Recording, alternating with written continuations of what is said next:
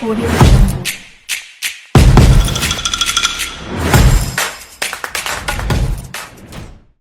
She was only 6 when she asked this question, which no parent ever wishes to answer. Mom, why are you always shouting at me? Am I that bad? Meher was a bright 6-year-old child, while Aisha her mother grew up in a strict, fearful environment where mistakes were met with anger and love was conditional. While she was a child, Aisha swore that she would never repeat the same for her offspring.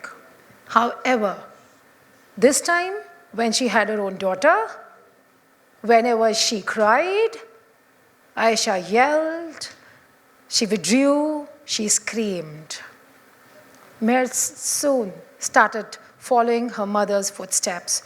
She started sliding into anxiety and insecurity. It is when Aisha asked herself, what am I doing?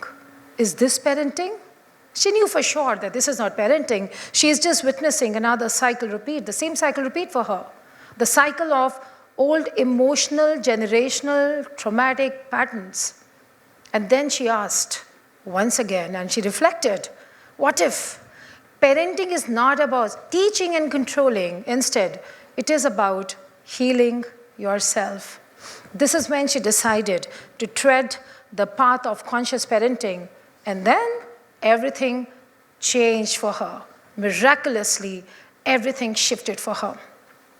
The most important resource on this planet is the human resource. After air and water, of course, fortunately or unfortunately. And it is our imperative desire to bring forth our species, to bring forth our human being, the being which needs to live. Science for eons has been obsessed with the physical aspects of birth. We've studied genetics. Genes study how your shape, your size, your color, everything is determined. But what about the emotional blueprint which is deeply encoded, deep inside in the cellular memories? What about it? How often do we reflect on this aspect? Dr. Karen Spurt's work on neurosciences, she's a great acclaimed neuroscientist, and her work on molecules of emotions suggests that our emotions, our feelings, are not actually what we feel is in our mind. And we feel we are angry at somebody else, while these are the biochemical impulses, biochemical communication, which is being communicated to each and every cell of our body. We feel when we are angry at someone, we are doing an act which is outward. However, this anger is a biochemical communication happening between the cells of your body. It is just a chemical reaction. So if chronic stress, chronic anger, chronic fear can cause despair and distortion and destruction and ultimately disease of a cell, then what can chronic rejuvenation, chronic love and gratitude and self-assurance create? Probably it can create regenerated, repaired cells. Can it also repair reproductive organs? For sure it can. And this is exactly what happened with my patient, Mir Jahan. She was married for 21 years, no child. The medical diagnosis was that of a frozen pelvis, grade 4 endometriosis. She cannot have a natural conception. And even after IVF, the chances of conception for her were bleak. She decided not to go for it. And instead, the couple adopted a child. It was a beautiful daughter. And what happened after this adoption was completely magical for her. From lack of motherhood, from stress of not being able to conceive a child, after this baby came and her heart filled with gratitude, she was in complete love with life. She embraced her motherhood like never before. And then after 8 months, she came to me and said, I think I'm hitting an early menopause. And we checked, and we found out that she was pregnant. Pregnant with 12 weeks of a baby. What happened? Was it a miracle? Was it magic? Of course, anything beyond logic is magic, right? She had shifted her vibrations, her frequency, and now she was in alignment with the divine frequencies of manifestations, and her subconscious knew what she wanted, and this synchronized divine conception happened. But what happens after a divine conception is the same story of neurochemicals circulating in your body, the molecules of emotion, and communicating with each and every cell of your body. What happens if a mother is stressed, is chronically angered, and she's angry and she's fearful, and she feels unsupported, unnurtured? The same energy in form of cortisol, which can actually cross the placental barrier, reach to the child. And what is the communication? It's not safe. I have to be on high alert mode. There's anger. So this child is getting the communication of anger. It's not safe outside. However, when there's a mom who feels nurtured and nourished by the environment, and she feels nourished within herself, what is her biochemistry now communicating to this child? Oxytocin, the love of bonding. It is crossing the placental barrier, and it is talking to the child's nervous system. You are loved. It's okay. It's safe. You are wanted. We love you. And more than that, the world is ready for you. It is not a coincidence that even father of prenatal psychology, Dr. Thomas Vermy, studied the same, put his studies on the same line, and he said that when a child is inside a mother's womb, not is this child only adapting and absorbing everything from the environment, but is also responding and reflecting back and reacting to these persistent emotions. The child's reactions start while they are inside the mother's womb. And it is not a coincidence that today I stand here before you, talking on the topic of connecting the past with the future. When I am myself in this business of bringing the future forth, I've been practicing medicine for more than 28 years. I've had the privilege of delivering more than 10,000 babies. And I've consulted more than 3 lakhs of patients. Actually, the different permutation and combinations of biochemical reactions and emotional imprints, and I understood that birth is not just a physical event. Birth is actually an event of spiritual awakening. And this realization of mine led me to author my book, Awakening in Womb, where I elaborate how a super conscious pregnancy can lead to an empowered unborn, a future empowered adult of life, and how parents are actually architects of the future life of their child. So uterus is not actually the place where just the baby grows, not just an organ, right? Uterus is the first classroom where a child learns its initial first lessons. After working with hundreds and thousands of patients and helping them go through their conscious pregnancy journey, when these women and the men, the fathers and the mothers, they work deeply at their subconscious levels and they heal themselves, the results we found were astonishing. These newborn babies, they were more settled, they cried less, and they could establish a direct eye contact. They were so settled souls. Please have a look.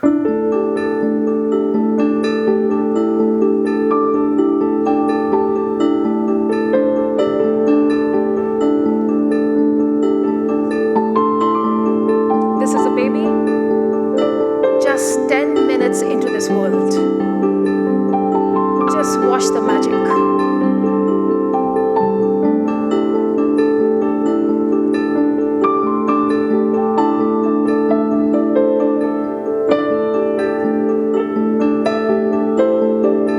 The baby is not even blinking.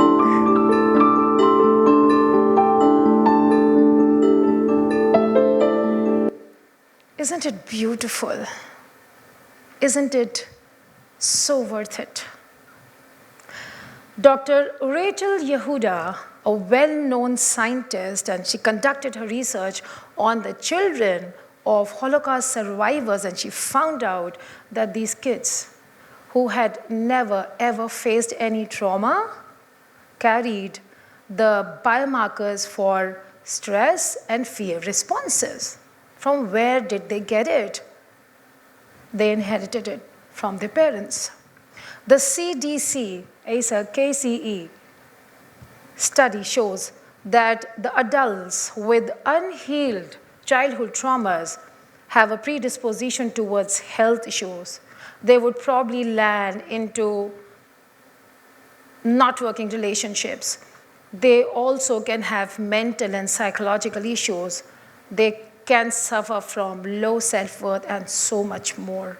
This is really not very healthy, right? So these are the people who sit with us in the society. These are the people who are you and me. So what typically is the symptom? How do we see it? A father who was unheard would just silence his child, not allow his child to cry. A mother who was shamed for her mistakes would raise a perfectionist daughter. A couple who were unloved would not be able to express their love for each other, right? And science further elaborates how the subconscious mind is imprinted. Well, you know, the kids, the science says, right? When kids are born, and actually before that, through the pregnancy, birth, and by the time they are 7 years of age, they're in a theta state. They're in the state of hypnosis. And it is that state when we are actually very actively imprinting their subconscious. Their critical filters are not there. Their logical thinking is not there. You tell them this is a pen, they will believe this is a pen, a 2-year-old or maybe a 1-year-old, right? So they just absorb everything as is. You say, you are not good enough, you're bad. Are you crazy? You are mental. You don't have this, you don't have that. Look at that person. You're already giving all these things to the child, and for them, this is becoming their inner voice. The adult of tomorrow is saying, I am this, I'm not enough. This is what happens. And the graph of imprints explains how the subconscious mind is imprinted. 10% before the conception, 30% from the time a baby is conceived till the time mom is ready to deliver, it's another 30%. During the labor and till the time this child is 3 days old, another 30% of imprints go. Very active imprints. Why? Because this is the first touch with the external environment. From the age of 2 until the age of 7 to 8, another 7 to 8%, and from the age of 3 days, I missed it, till the time a kid is 2 years, 20% of imprints went. That means by the time you and I and our children, future children, are going to be 8 years, 98% of their responses, their belief system, their conditionings on health, wealth, and relationships has been cemented. It's gone inside them. Now you all are feeling, wow, I completely messed up with my child. And maybe you're feeling, my parents have messed up with me. What can I do? What can be done now? Guys, I want you to welcome to another world of reversal. A 21-year-old's mother came to me when the child was sliding into depression. She worked on herself with the power of reversal, where she rewrote the past, healed the present, and the result was shown on the child. This child stopped withdrawing, and this human being, this boy, was more engaged. She reversed it. How many of you would like to reverse it, right? Let's start it. Everybody, please become ready. And even if you're watching it online, it works with you equally well. So just close your eyes and Relax. Drop your shoulders. Take a deep breath in. And relax. Relax more. And relax deeper. Just allow all your defenses to drop down. Surrendering to this process will help you and your parents immensely.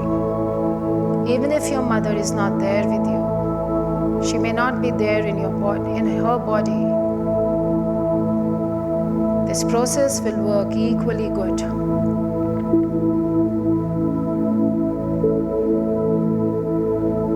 Just imagine your mom is there standing in front of you.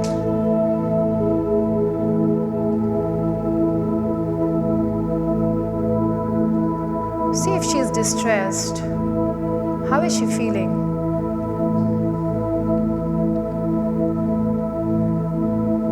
Is she burdened? Is she multitasking?